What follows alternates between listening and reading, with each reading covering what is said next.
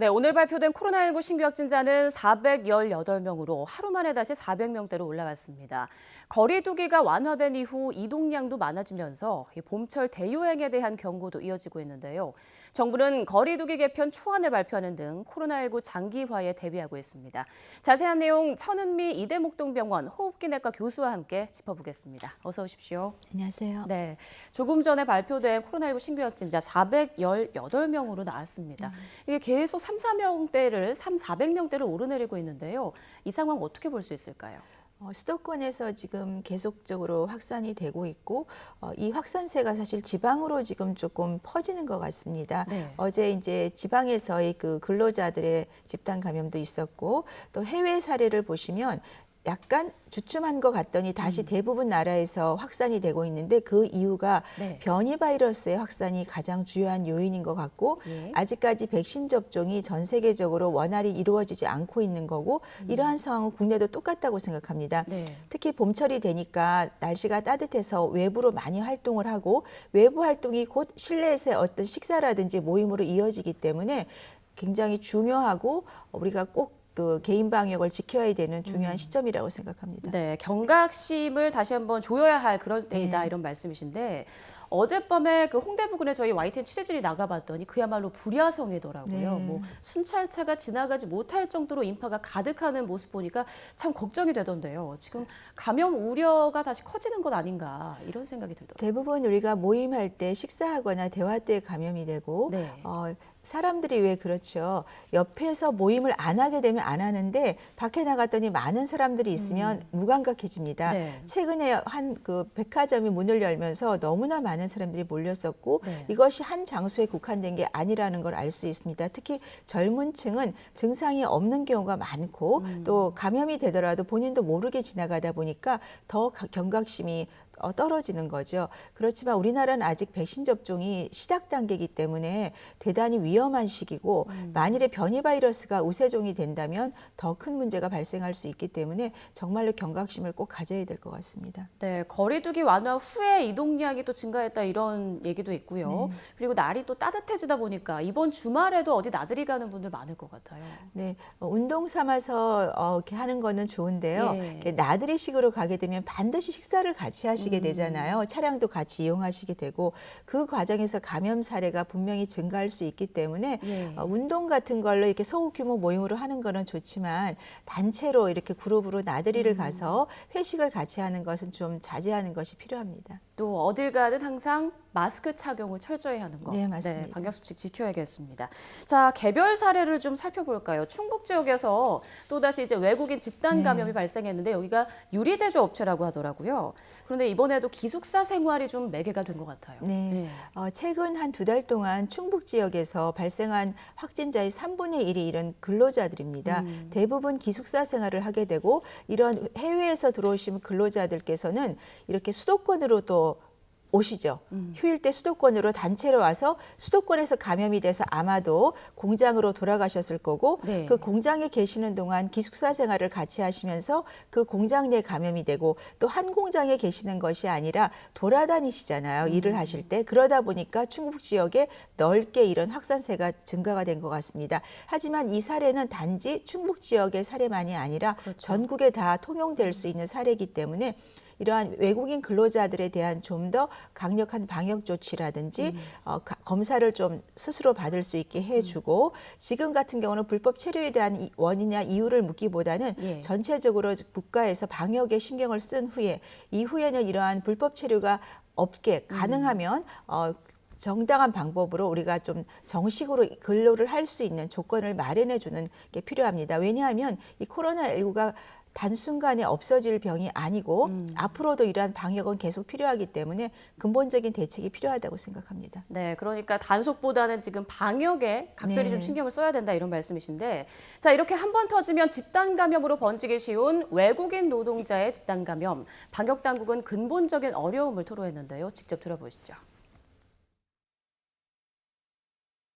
기숙사나 공동 거주로 인해 집단 감염의 위험이 높지만 의료나 방역 정보의 접근성은 제한되어 있고 또 불법 체류 등의 신분상의 불안정으로 인해 조기 발견이 어려운 점이 있습니다. 당연히 불안할 수밖에 없고, 미등록자인 경우에는 뭐 익명을 한다 해도 전화번호를 남겨야 되고, 그럴 때 한국 같은 경우에 뭐 전화 추적이나 이런 게 간단하잖아요. 네, 이렇게 신분이 불확실하다 보니까 검사나 방역에 어려움이 있다. 이런 정부 당국의 말씀 들어봤는데 그런데 불법 체류자에 대한 백신 접종을 좀 앞당겨야 한다. 이런 목소리도 나오고 있습니다. 어떤 아무래도 생각이신가요? 네. 불법 체류하신 분들이 검사를 받지 않고 본인도 모르게 감염을 시키는 경우에는 지역사회 감염의 고리가 될 수가 있습니다. 예. 또 상당히 뭐 수십만 명이 지금 불법 체류로 되어 있으시니까 이런 분들을 좀 양지로 나오게 해서 검사를 받게 하시고 기본적으로 백신 수급이 원활해진다면 접종이 필요하다고 생각합니다. 하지만 가장 근본적인 것은 이러한 정식으로 일을 할 수 있는 그런 단계가 필요하지, 그렇지 않다면 앞으로도 이런 감염의 고리는 끊어지지 않는다고 생각합니다. 네, 그리고 지난 1월에 이제 집단 감염이 발생했던 부산 항운노조 감천지부에서 또 집단 감염이 발생했더라고요. 그런데 앞선 감염과 좀 관계가 없는 걸로 지금 추정되고 있죠. 네, 1월에는 이제 러시아 항만에 의해서 감염이 된 거고, 이번에 이제 국내에 근로자들이 감염이 되고 가족도 한 분이 지금 감염이 된 사례가 있습니다. 네. 그 당시에는 이제 러시아 그 유전자 GR형이었기 때문에 이번에도 아마 러시아 쪽에서 온 바이러스가 아닐까 해서 유전자 검사가 들어갈 예정입니다. 예. 반복적으로 이러한 그 항만 쪽에서 감염이 되는 사례를 보게 되면 해외 입국에 대한 좀 근본적인 방역 대책이 더 보완이 돼야 될 것 같습니다. 네. 이렇게 항만 방역이 계속 뚫리고 있는데요. 어떻게 좀 개선이 돼야 할 걸로 보시나요? 지금 이번 사례 같은 경우도 이제 그 선내에서 격리실에서 조금 제대로 관리가 안 되고 예. 마스크 착용이 잘 안 된다든지 또 흡연 같은 걸 하는 경우에는 또 마스크를 벗게 되고 다양한 아마 감염의 원인이 있을 겁니다. 네. 그렇기 때문에 선박에서의 중요한 점은 우선 근본적으로 선제 검사가 잘 돼야 될 것 같고요. 또 선제 검사 후에라도 확진자를 찾게 되면 바로 격리를 하는 그런 조금 가장 기본적인 방역 수칙이 적용이 돼야 될 것 같습니다. 네. 자, 이번엔 백신 이야기를 좀 넘어가 보죠. 지난달 말에 이제 국내에서 백신 접종이 시작됐는데요. 지금까지 한 30만 명 가까이 접종을 마친 걸로 확인이 됐습니다. 국내 인구 대비 접종률이 0.57%라고 하는데 좀 순조롭게 진행되고 있다 이렇게 볼 수 있을까요? 우선 시작 단계이기 때문에 지금까지는 이제 주로 요양병원, 요양시설에서 접종을 했고 네. 일부 의료진이 이제 접종을 하고 있습니다. 아직까지는 갈 길이 멀지요. 아직 1%가 안 됐기 그렇죠. 때문에 앞으로 이제 백신 수급이 얼마나 원활해지냐에 따라서 아마 속도가 날 수 있을 거고요. 다행히 뭐 초저온의 냉장 보관이나 냉동 보관 같은 경우는 파이자나 모더나인 경우에도 2주에서 한 4주 가까이 우리가 냉장 온도에서 보관할 수 있고 그래서 그 문제는 저는 어렵지 않을 거로 생각합니다. 단지 가장 중요한 것은 백신이 얼마나 수급이 잘 되느냐. 두 번째로는 우리가 접종에 대해서 불안감을 갖지 않고 적극적으로 백신에 접종을 할 것이냐. 두 가지 문제이기 때문에 그 문제가 가장 중요하다고 생각합니다. 백신 수급과 국민의 불안감 네. 이 두 가지가 이제 변수다라고 보시는 건데 국내에서 백신을 접종받은 뒤에 사망하는 사례가 지금까지 이제 7명이 나왔습니다. 그런데 사망자 모두 기저질환이 있다고 하죠. 이거 어떻게 보십니까? 기저질환이 있는 경우 특히 이제 이 코로나19는 혈관에 주로 침투를 많이 하기 때문에 고혈압, 당뇨 같은 기저질환이 가장 많습니다. 네. 우리 일반인이면 50세 이후가 돼도 고혈압, 당뇨를 하나씩은 다 가지고 계시거든요. 그렇죠. 예. 그러니까 그런 기저질환이 있는 분들보다는 기저질환으로 인해서 장기간 합병증이 오신 경우죠. 뭐 심근경색이나 뇌졸중 이런 병에 의해서 요양병원에 이제 입원해 계시는 경우에서 지금 사망자가 나왔습니다. 예. 요양원과 달리 요양병원은 환자분 스스로 움직이기가 거의 어려운 분들이세요. 그리고 장기간의 이런 투병 생활로 인해서 면역이 많이 떨어져 있다 보니까 네. 우리가 증상이 생겨도 잘 우리가 감지를 못합니다. 그 말은 감염이 있거나 몸 상태가 안 좋아도 발열이 난다든지 이런 증상이 없기 때문에 의료진들도 겉으로 봐서는 파악을 할 수가 없는 거죠. 네. 그렇기 때문에 이런 요양병원에 계신 분들은 백신 접종을 하기 전에 기본적으로 염증이나 환자 상태를 파악한 후에 접종하는 접종하는 것이 필요하고 접종 후에도 발열이 난다든지 호흡곤란이나 맥박에 문제가 있는 경우는 우리가 정상적인 건강한 분들이 백신을 맞았을 때의 반응과는 다르기 때문에 네. 중증 반응으로 분류를 하고 바로 처치를 제대로 들어가야지만 지금과 같은 사망률을 줄일 수 있다고 생각합니다. 네. 그러니까 요양병원 입소자 등에 대한 접종은 많이 서두르면 안 되고 조금 더 면밀히 살펴본 다음에 결정해야 된다. 이런 네, 말씀이시죠? 맞습니다. 왜냐하면 그분들이 다 우리의 가족이고 제 부모님이라면은 이러한 불안감이 있는 경우엔 접종하기가 매우 좀 어려울 수가 있습니다. 예. 그런데 지금 화이자 백신에 비해서 국내의 경우 아스트라제네카 백신에서 이런 부작용이나 이상 반응이 좀 많이 나오는 것 같은데요. 우려할 만할 수준은 아닌가요? 어떻습니까? 아직 그 화이자 백신은 접종 인구가 많지 않습니다. 그래서 단순 비교는 어렵고요. 예. 아스트라제네카 백신 같은 경우는 지금 주로 요양병원에 계신 입소하신 분들을 대상으로 지금 사망자가 나오고 있기 때문에 조금 다른 문제라고 생각합니다. 그렇기 때문에 가장 고위험군인 이런 요양병원에 계신 입소자들이 먼저 맞아야 되는 것은 맞습니다. 예. 그렇지만 접종 전후에 대해서 우리가 좀 더 세심하게 관찰과 치료가 필요한 점이 중요하다고 생각합니다. 네, 이 부작용에 대해서도 궁금해하는 분들 많은데 두통, 발열, 메스꺼움, 구토 이 정도는 흔히 나오는 그런 부작용인가요?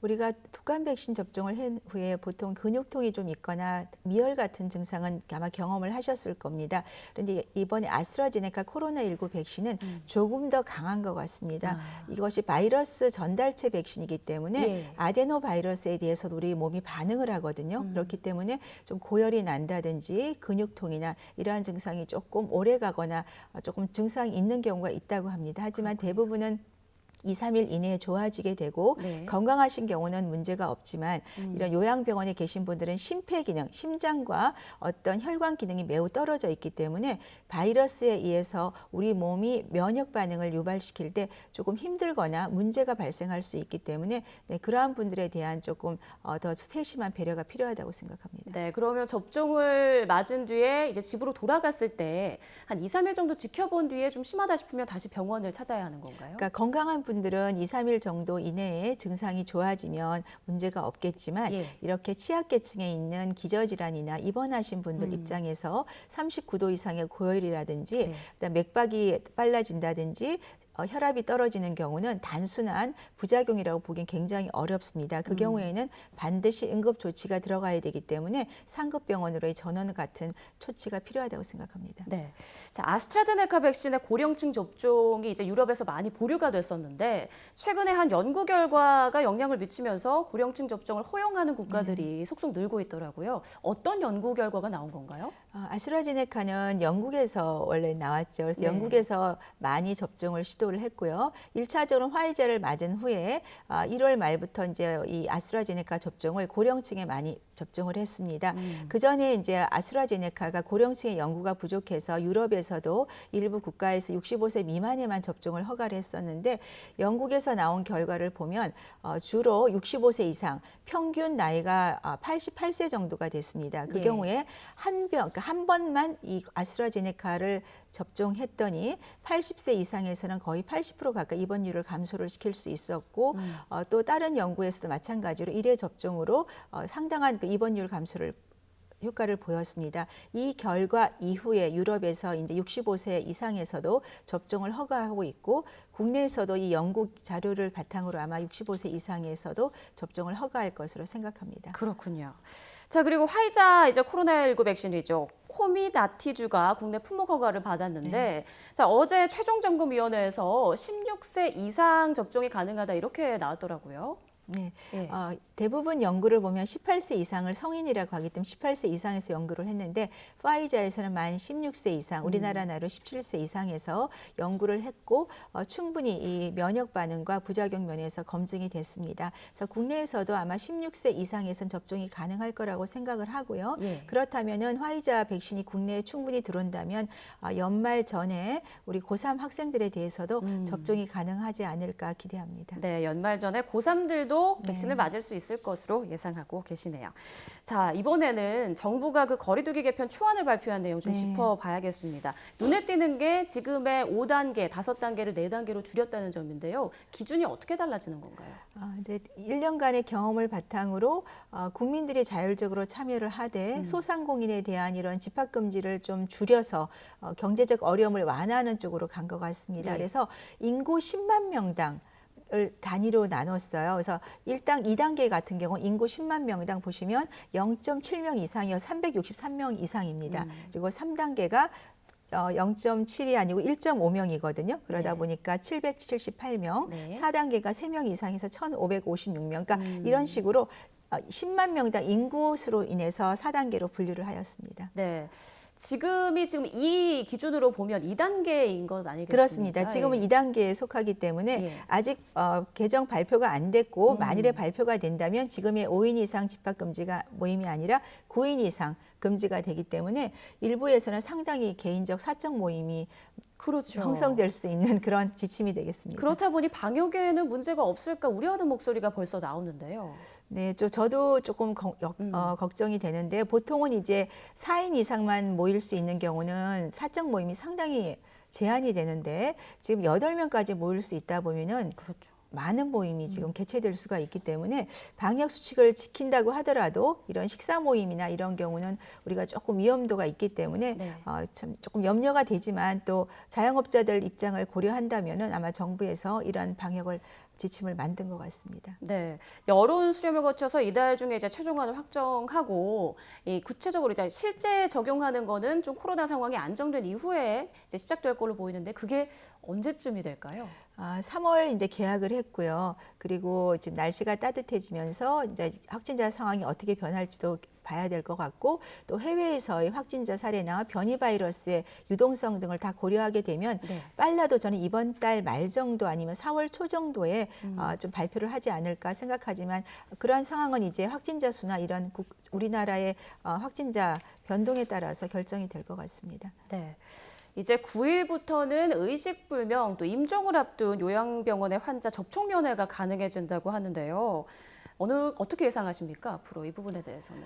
사실 저희 환자들 중에도 요양병원에 가시는 걸 꺼려하는 분들이 있습니다. 네. 왜냐하면 지금은 요양병원에 입소를 하시게 되면 보호자 면회가 안 되기 때문에 격리를 하시게 됩니다. 그러한 문제를 해결해야 되고 또 부모님들을 뵙고 싶은 분들이 정말 많으시기 때문에 앞으로는 임종 전이나 꼭 필요한 경우라면 보호장구를 착용하고 식사를 하지 않는 이러한 조금 철저한 방역 내에서 면회가 가능한데 저는 개인적으로 찬성이고 예. 왜냐하면 요양병원에 계신 분들에 대해서는 굉장히 좀 고령이고 위험한 분들이 많으세요. 그러면 당연히 보호자 입장에서는 가서 확인을 하고 또 말씀도 여쭙고 싶은데 그런 걸 계속 못하고 있었기 때문에 전 조금 늦은 감이 있지만 지금이라도 이러한 조치는 필요하다고 생각합니다. 네, 이러한 조치가 필요하지만 좀 더욱더 철저한 방역이 이루어져야 한다. 네, 이런 말씀해 주셨습니다. 그런가 하면 그 미국 질병통제예방센터에서 마스크를 겹쳐서 쓰면 감염 예방 효과가 크다 이렇게 발표를 해서 뭐 바이든 대통령을 비롯해서 이렇게 이중 마스크를 착용한 사람들이 맞습니다. 많았는데 일본 연구진은 효과가 크지 않다. 이렇게 또 발표를 했더라고요. 네, CDC에서는 이중 마스크를 쓰면 도움이 된다. 일부 도움이 될 수 있는데요.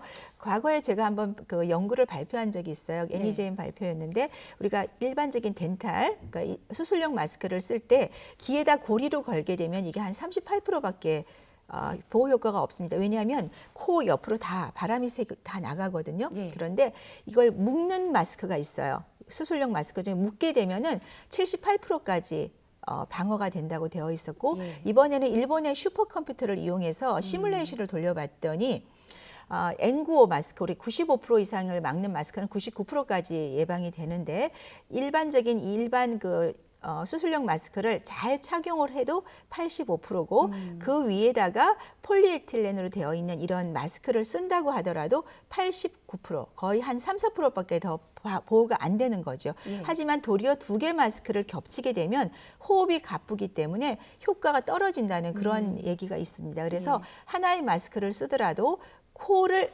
밀착을 해서 쓰는 게 가장 중요합니다. 왜냐하면 네. 대부분 마스크를 쓰시면 이렇게 코를 내놓거나 코를 이렇게 숨이 차니까 열게 돼요. 그렇죠. 그 과정에서 바이러스가 다 들어오고 나갈 수 있기 때문에 우리 국민들께서도 하나의 마스크를 철저하게 잘 밀착해서 쓰는 것이 가장 중요하다고 생각합니다. 네, 여러 개의 마스크 겹쳐 쓰는 것보다 하나를 좀 제대로 쓰자 네, 이런 맞습니다. 말씀이시군요. 자, 결국은 개인 방역을 철저히 하는 게 지금 무엇보다 중요한 시점인 것 같은데요. 아까 말씀하신 것처럼 오늘 뭐 나들이 지금 갈까 하는 분들 참 많을 것 같습니다. 국민들에게 한마디 당부 말씀 좀 해주시죠. 네, 봄이 되고 이제 따뜻해지기 때문에 야외로 가시거나 모임을 갖는 것은 필요합니다. 그렇지만 마스크 착용은 사람과 만날 때 꼭 필요하고 최근에 이렇게 카페나 식당을 보면 그래도 이렇게 커피를 마시거나 음식을 드시지 않을 때 마스크를 잘 착용하시는 것 같습니다. 네. 네, 그러한 방역 수칙을 잘 지켜주시고 아직은 백신은 첫걸음이기 때문에 우리는 아직 백신을 맞지 않고 있다. 우리는 여름 이후에 맞을 거다. 이런 마음을 가지시고 앞으로 몇 개월간은 지금까지 지켜온 개인 방역을 꼭 지켜주시는 게 필요할 것 같습니다. 네, 고맙습니다. 네, 지금까지 천은미 이대목동병원 호흡기내과 교수와 함께 코로나19 상황 짚어봤습니다. 고맙습니다. 감사합니다.